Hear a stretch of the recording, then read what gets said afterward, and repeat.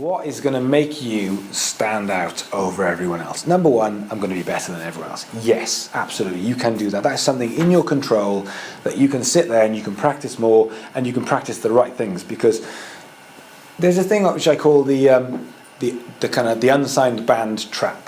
So we all know unsigned bands, and what they do is, you might have done this, I've done this, you get in a band, you start doing gigs, start getting a little bit of attention, you do a demo, you put the demo out, starts to get a little bit more movement, then you get to a place where you do in the local area, then less people come to your gigs, and it kind of starts winding down, and all of a sudden, there's a bit of tension in the band, and then the band ends, and you go, and then you go find some other musicians, and you go and do it again, and you go around, and you build it up, and it builds and builds and builds, and it goes back down and back down and back down.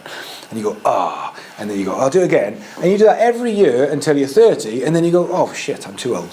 And that happens a lot with bands, because bands practice the same things again, and musicians will practice the same things. Instead of going, what do I need to practice?